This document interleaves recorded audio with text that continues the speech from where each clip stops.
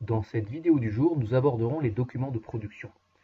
Ils sont divers et variés selon les entreprises. Toutefois, nous trouvons des grands points communs.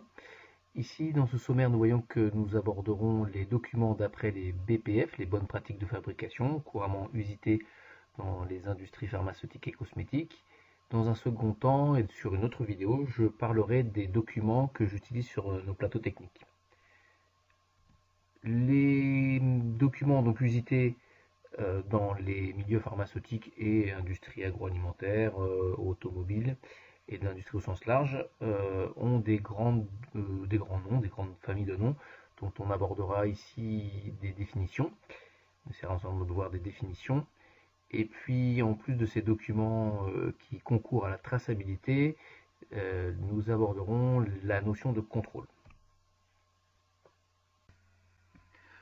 Voici donc les 6 principaux documents qui dirigent la qualité d'après l'objectif des procédures est triple.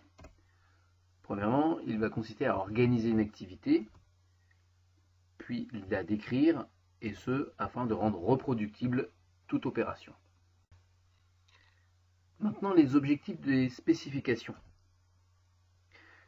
En fait, elles permettent de décrire l'exigence des produits que l'on utilisera, qui permettront ainsi de définir le produit obtenu suite à une transformation. Quant aux instructions, elles servent à définir le mode opératoire, la façon de faire, de sorte là aussi à rendre reproductible le geste. L'OF, pour ordre de fabrication, ou MO, Manufacturing Order, est une sorte de bon de commande qui nous permet en production de produire, d'autoriser à produire toute production, donc à partir de matières d'œuvre entrantes, créant ainsi une ou plusieurs matières d'œuvre sortantes.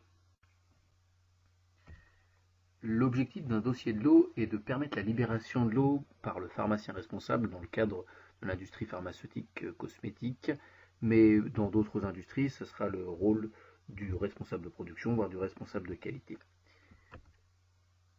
Il détient en fait des informations qui seraient utiles en cas de non-qualité et bien pratiques également lorsque cette non-qualité irait jusqu'à un rappel de l'eau.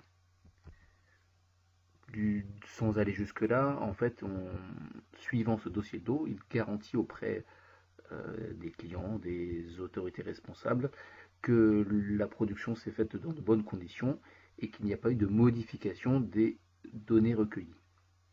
Au final, un dossier de l'eau, c'est l'historique depuis la fabrication jusqu'au conditionnement, voire à l'expédition du produit ainsi fabriqué.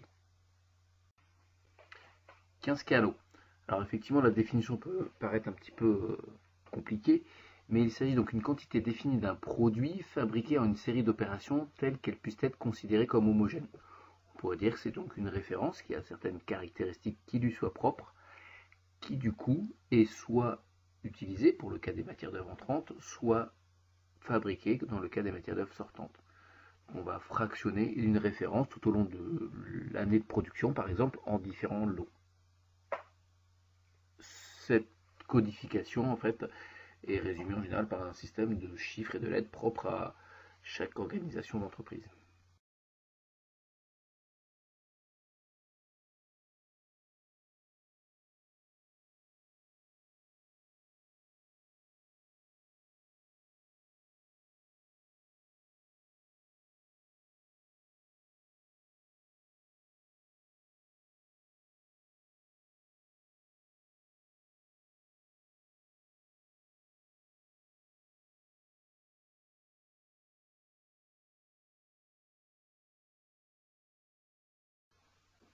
Nous allons passer en revue différents types de numérotation de lots. Tout simplement, à partir du calendrier de production, on peut établir un numéro de lot qui correspondrait à la date de conditionnement ou ce que l'on appelle également le quantième, c'est-à-dire le nombre de jours qui se sont écoulés depuis le 1er janvier. Donc le 1er janvier serait le lot L001 et le 31 décembre le lot L365 ou 366 selon les années. Un type de codification couramment usité consisterait aussi à prendre le numéro du jour, la date du jour, et donc l'attribuer en numéro, c'est-à-dire par exemple aujourd'hui le 3 février, 2022, ça serait le L0302 2022. Un autre type de numérotation de lot consiste à partir du produit.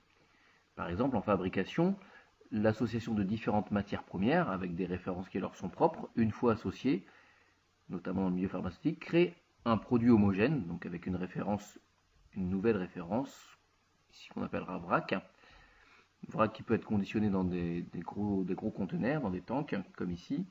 Ici, on prendra le choix d'identifier donc notre vrac avec un système de code de chiffres et de lettres. Ce même système se retrouvera sur l'étape suivante, qu'on appelle la répartition, qui va consister de remplir donc ce vrac dans différents contenants.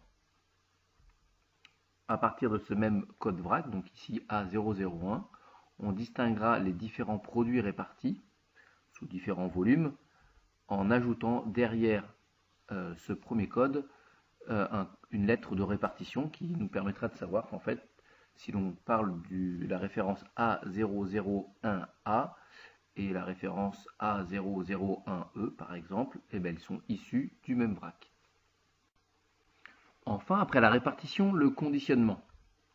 En reprenant donc la même fraction d'un produit semi-fini, ici le A001E, le conditionnement va avoir pour tâche notamment d'étiqueter le produit selon les besoins du client. Ici, on a deux produits donc, qui ont la même référence, mais finalement, on les différenciera avec un dernier indice après la lettre, donc A001E01 pour le produit qui se trouve à gauche, et celui de la droite A001E02. Ainsi, voilà, à tout moment de la production, on saura d'où et de quel produit est issu le produit fini. Dans cet autre exemple, un atelier composé de différentes lignes de conditionnement, on va différencier justement chaque production, qui serait identique, en indiquant en fonction de la ligne un indice qui permettrait alors un système de code de chiffres ou de lettres, qui permet donc de différencier la production issue d'une ligne par rapport à une autre. Le tout en fait étant de concourir à une maîtrise de la traçabilité, quel que soit le modèle retenu. Eh bien, une référence, c'est tout produit, qu'il soit donc matière d'œuvre entrante ou sortante, qui répond à des caractéristiques qui lui soient propres, de taille, de couleur, de pH, comme on l'évoquait au début, donc qui répond à une certaine spécification. Et donc c'est ces références qui seront fabriquées sous différents lots. Là aussi, on va utiliser des systèmes propres à chaque entreprise qui va traduire donc cette référence en une codification de chiffres et de lettres, ou qui peut être des techniques un peu plus modernes et numériques avec des QR codes, des data matrix ou des codes barres qui vont en fait enfermer toutes ces informations.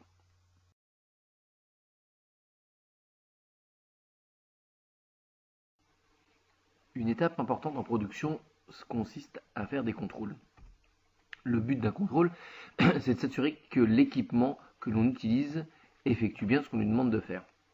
Aussi, il y a quelques petites règles à observer. Donc, on parle de contrôle ou in-process control, notamment dans le milieu pharmaceutique. Le but donc étant de suivre tout au long de la vie du médicament ou quelques produits industrialisés que ce soit, l'évolution du produit et qu'il respecte justement les spécifications que l'on a établies auparavant. Comme je disais, donc pour définir un bon contrôle, il va falloir définir les fréquences de contrôle, comment se passe le contrôle, quel est le type de contrôle, et puis surtout, chose que parfois on oublie, c'est que faire en cas d'anomalie. Selon l'organisation de l'atelier, est-ce qu'on bloque le produit, est-ce qu'on retraite le produit. Voilà, tout ça devrait être procéduré de façon à ce que chacun puisse effectuer et contrôler en temps et en heure sans dérive possible. Voilà comment remplir correctement les documents de production, notamment grâce au BPF, qui va nous spécifier certaines façons de faire, surtout ce qu'il ne faut pas faire. Donc on voit là pêle-mêle une surcharge, le rajout de documents non officiels, l'utilisation de correcteurs, On voit plus bas dans le dessin donc le manque de visa ou de cases qui seraient non renseignées, qui seraient source de, de questionnement sur le fait que le contrôle est fait ou que la personne ait fait la chose. Et voici donc ce qu'il faut faire. Donc, en cas de surcharge, on barre, on date, on signe, on précise voilà, la nature de la correction. Et bien sûr, on n'oublie pas de remplir toutes les cases, de tout signer. Éventuellement, s'il y a des cases non remplies, on n'hésitera pas à les barrer en rajoutant la mention bien souvent non applicable, NA, de sorte à ce qu'il n'y ait pas de risque de confusion. Donc la traçabilité, si on l'a résumé, comme son nom l'indique, c'est le suivi de notre produit, de sa fabrication jusqu'à son conditionnement, selon les complexités de l'industrie. Elle est aussi le garant auprès des fournisseurs, des clients et des autorités légales que le produit est maîtrisé, que le process est maîtrisé et que le produit donc garantit les spécificités que l'on annonce. Et finalement, voilà, nous allons voir dans un second temps ensemble quels sont les documents que nous utilisons pour le fonctionnement de nos équipements.